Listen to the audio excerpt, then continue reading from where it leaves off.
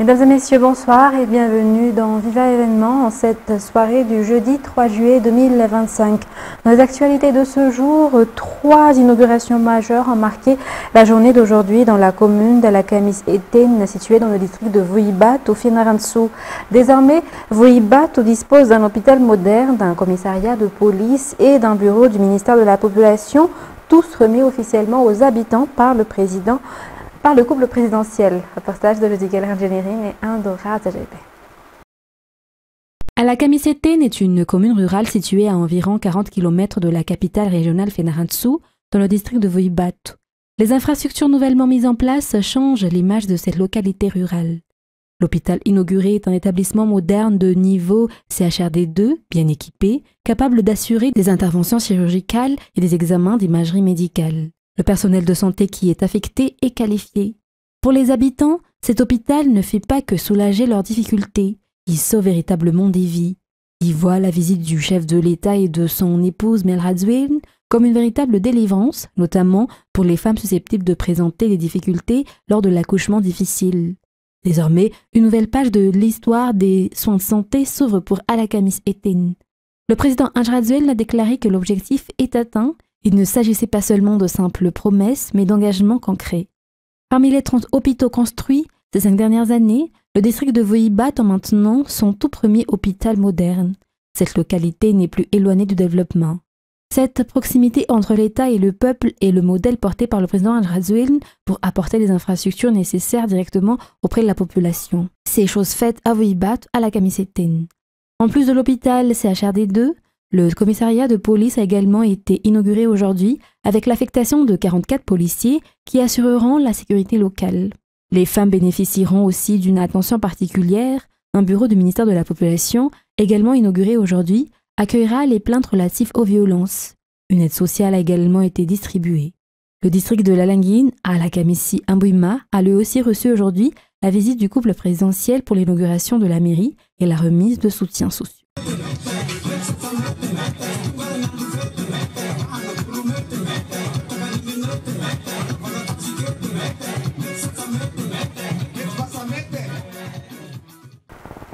Et l'inauguration des réalisations par le couple présidentiel s'est poursuivie jusqu'en début de soirée aujourd'hui à Fianarantsoa. Le secteur de l'enseignement supérieur en a particulièrement bénéficié. Une nouvelle résidence universitaire pouvant accueillir 320 étudiants a été inaugurée à l'université Anjainzat. Par ailleurs, la première imprimante 3D de Madagascar ainsi qu'un hub axé au développement ont été également installés à l'université de Fianarantsoa. Toujours les détails avec Judigal Rangenerin et Andorra Zajebe. Anjainzat a depuis toujours fait la fierté de Fianarantsoa. Une université de renom, les 30 000 jeunes venus des 4 coins de l'île qui poursuivent des études supérieures sont à l'étroit et sont souvent contraints de cohabiter à plusieurs dans un même logement, ce qui occasionne divers problèmes. Pour améliorer leurs conditions, le président Melrazuel a inclus Anjainzat parmi les universités devant bénéficier de modernisation.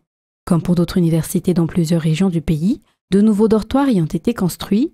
Ils peuvent accueillir 320 étudiants et sont équipés des installations nécessaires. Anjainzat est aussi à la pointe de la technologie et l'université continuera à préserver cette réputation puisqu'au sein de l'EMIT, ou École de Management et d'Innovation Technologique, la première imprimante 3D de Madagascar a été installée. Cela fait de nous le 2e pays de l'océan Indien à en posséder.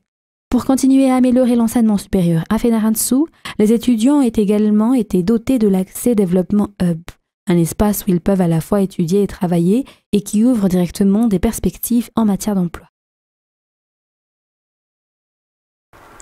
Dans les actualités de ce jour également, page faits divers, 5 personnes placées en détention provisoire dans le cadre de l'affaire de la tentative d'attentat au cocktail Molotov survenu dans la nuit du 3 avril dernier au parc 67 hectares et à la Villa Pradan ont comparu hier devant le tribunal en charge des affaires criminelles.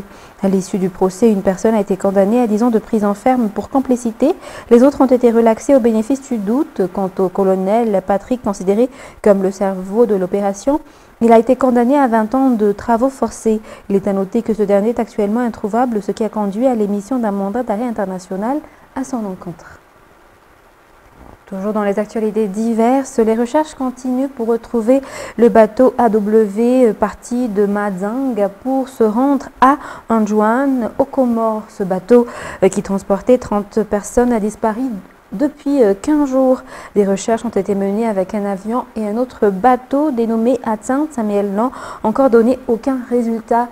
D'après les techniciens qui participent aux recherches, le bateau aurait pu être emporté par une tempête, par une forte vague ou encore être tombé en panne de moteur. Les détails avec Amiana Martina. Bon voyage d'Aolia.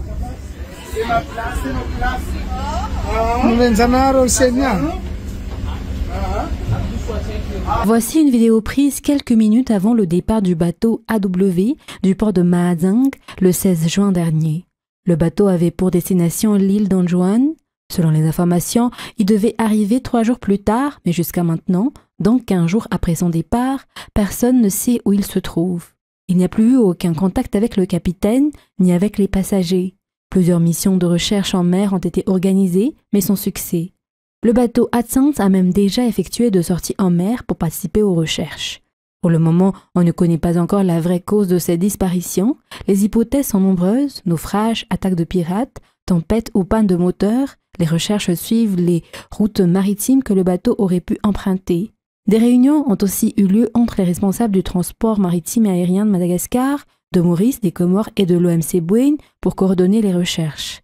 D'après le gouverneur de la région Bouin, Mokhtar Anjiatoumang, 2 avions de surveillance DO-228 seront envoyés par Maurice à Mazang au plus tard ce vendredi 4 juillet. Et suite aux informations venant de personnes de bonne volonté, les personnes suspectées de tenter de perturber le déroulement de l'examen du BEPC via les réseaux sociaux ont été appréhendées par les forces de l'ordre. Elles ont été interceptées dans 4 localités du pays. Reportage de Fenra Kotosul. Les personnes impliquées dans la tentative de perturbation du déroulement de l'examen du BEPC, notamment par la vente et la diffusion des sujets sur les réseaux sociaux, ont déjà été arrêtées et font actuellement l'objet d'une enquête par les forces de l'ordre, selon les informations émanant du ministère de l'Éducation nationale. Les auteurs de cette tentative de déstabilisation de l'examen du BEPC font l'objet d'une enquête approfondie menée par les forces de l'ordre dans les localités où les sujets ont été signalés comme ayant circulé, notamment à Antsirabe, Manankar, à Lochamangour et Fenarantsou. À Fenarantsou, les informations fournies par les parents des élèves ont facilité l'arrestation des perturbateurs. Le ministère de l'Éducation nationale, qui a immédiatement porté plainte dès que la vente des sujets a été constatée sur les réseaux sociaux, a collaboré avec la brigade de lutte contre la cybercriminalité, ce qui a permis de procéder à l'arrestation des personnes impliquées dans cette affaire. Dans un tout autre sujet, page sociale, la malnutrition persiste à Madagascar selon les résultats de l'enquête nationale ENCM 2024 officiellement présentée aujourd'hui. Les résultats de cette enquête serviront de base à la mise en place de projets visant à améliorer la situation nutritionnelle dans le pays. Les détails avec Rado Ramanazatou et Asna Rafalzanar.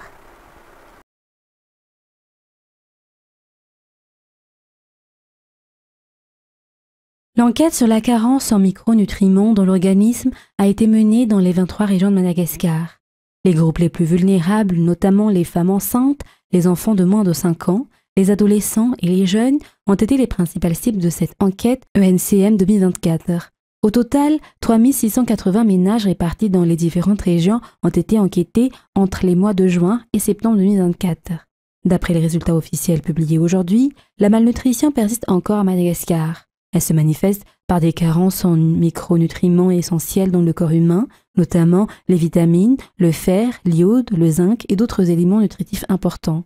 Plusieurs facteurs contribuent à cette situation, tels que les habitudes alimentaires des ménages, les spécificités de chaque région et divers autres éléments. Ces carences peuvent impacter la croissance et le développement intellectuel des enfants, augmenter le taux de mortalité infantile et affecter particulièrement les femmes et les enfants.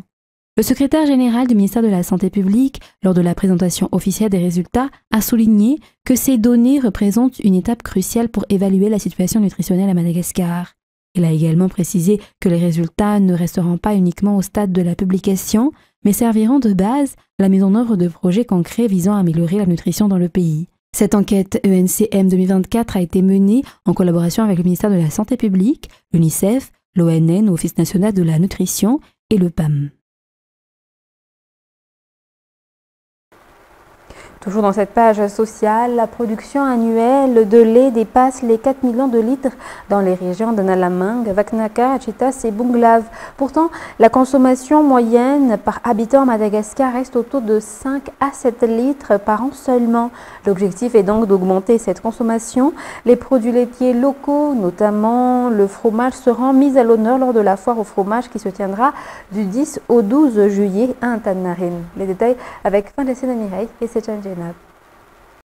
La production annuelle du lait dans les 4 régions, à savoir Nalamang, Vaknakaraj, Itas et Bunglav, s'élève à environ 4,5 millions de litres. Sur ce total, 4,5 millions de litres sont destinés à la vente. En moyenne, 10 litres de lait permettent de produire environ 1 kg à 1,2 kg de fromage, mais durant la saison chaude et sèche, en raison de la teneur plus élevée en eau du lait, cela ne donne qu'environ 1,1 kg de fromage. Les acteurs de la filière laitière seront particulièrement mis en valeur lors de la foire au fromage. Ces derniers proposeront aux consommateurs des fromages de qualité. Plus de 1000 tonnes de produits laitiers transformés sont produites chaque année, respectant les normes et garantissant une bonne qualité. Cependant, la consommation annuelle moyenne de lait par malgache reste faible, entre 5 et 7 litres. L'objectif est donc d'augmenter cette consommation. La deuxième édition de la foire au fromage se tiendra du 10 au 12 juillet à Antananarivo. L'entrée est gratuite avec diverses promotions tout au long des 3 jours. Il y aura également des ventes de vin et des dégustations de différents types de fromages. À noter que la première édition de cet événement a été un véritable succès. Les fromages mis en vente sur place ayant été écoulés très rapidement selon les organisateurs. Dans l'actualité sportive de ce soir, l'objectif du nouveau bureau de l'UJSM ou Union des journalistes sportifs de Madagascar est de former des journalistes sportifs professionnels compétents et expérimentés. Dans cette optique, 37 journalistes sportifs ont participé hier à une formation portant sur les règlements sportifs et la gestion du sport. Formation qui s'est déroulée au Palais des Sports et de la Culture de Mamasne. Elnara Kozorsoul nous en dit plus. 2 semaines après la nomination des nouveaux membres du bureau de l'UJSM ou Union des journalistes sportifs de Madagascar, 37 journalistes sportifs ont donc été formés hier au Palais des Sports et de la Culture de Mamasne. Cette formation a porté sur les règlements qui encadrent les disciplines sportives ainsi que sur la gestion sportive en général. L'objectif est de professionnaliser ces journalistes dans l'exercice de leur métier. Ce type de formation est vraiment nécessaire surtout pour les jeunes journalistes. Ils souhaitent d'ailleurs que ce genre de formation se poursuive à l'avenir. Une autre formation est prévue en collaboration avec la Fédération de lutte après celle-ci. Elle permettra aux journalistes sportifs de mieux comprendre et de mieux couvrir les compétitions de lutte, d'apprendre les techniques de rédaction adaptées, ainsi que tous les termes techniques propres à cette discipline. Dans les actualités internationales, triste nouvelle dans le monde du football, l'attaquant de Liverpool, Diogo Jota, récemment sacré champion d'Angleterre, et son frère André sont décédés aujourd'hui jeudi 3 juillet dans un accident de voiture vers 1h30 sur une autoroute de la province de Zamora en Espagne. Le véhicule a fait une sortie de route avant de prendre feu, a précisé la garde civile. Son frère André Jota était lui aussi footballeur professionnel en 2e division portugaise. France 24.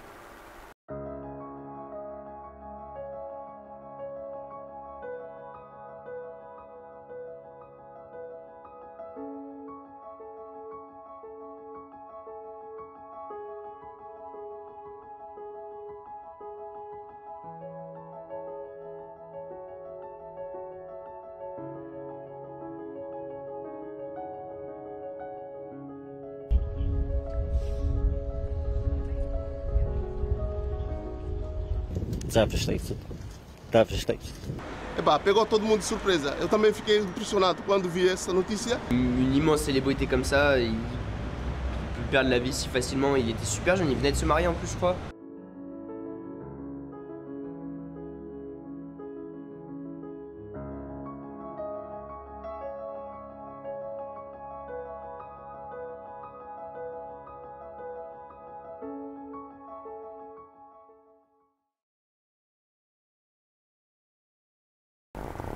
Et Donald Trump a assuré mardi qu'Israël, allié des États-Unis, avait accepté de finaliser les termes d'un cessez-le-feu de 2 mois dans la bande de Gaza et a exhorté le Hamas à l'accepter au moment où l'armée israélienne étend son offensive dans le territoire palestinien. France 24.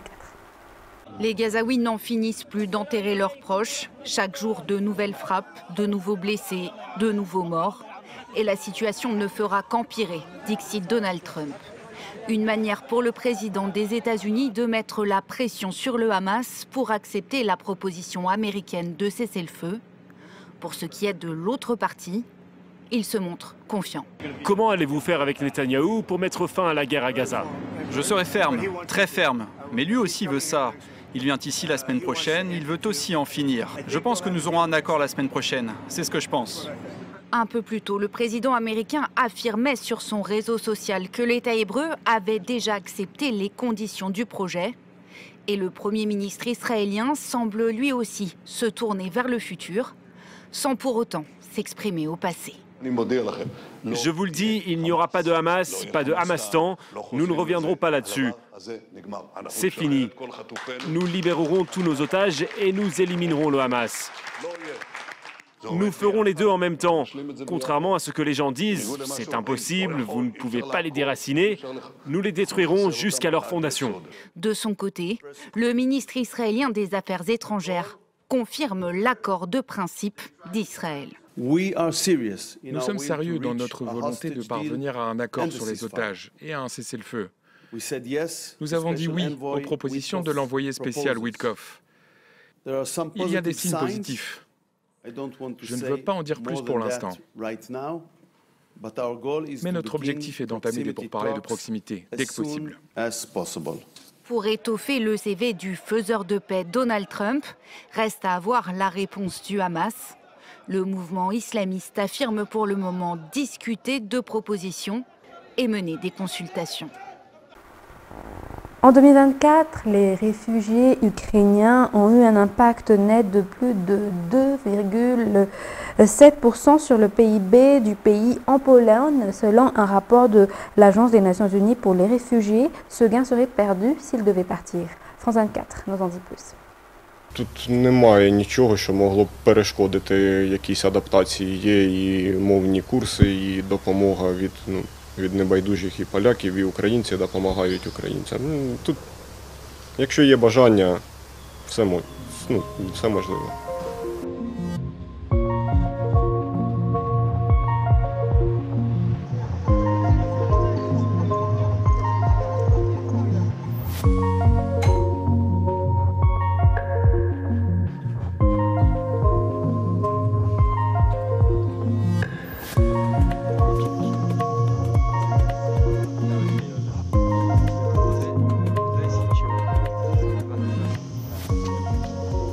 З усіма, з ким я спілкуюся, з ким я комунікую, до мене лічно, і я також відношуся дуже добре, і я вдячний полякам за те, що вони нас прихистили, приютили, дали нам в свій час допомогу.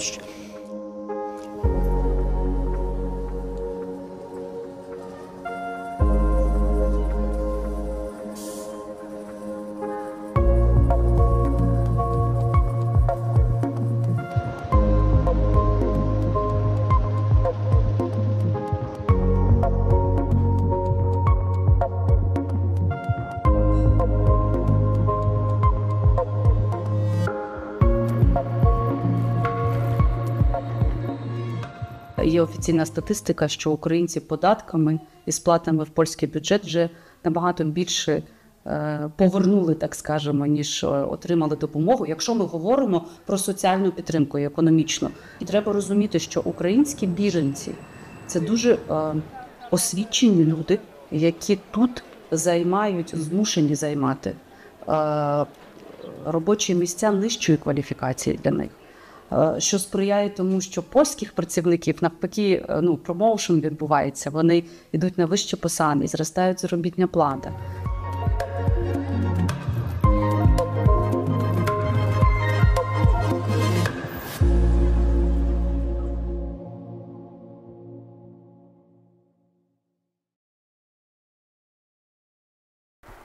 Mesdames et messieurs, c'est la fin de ce journal. Nous vous remercions de votre fidélité.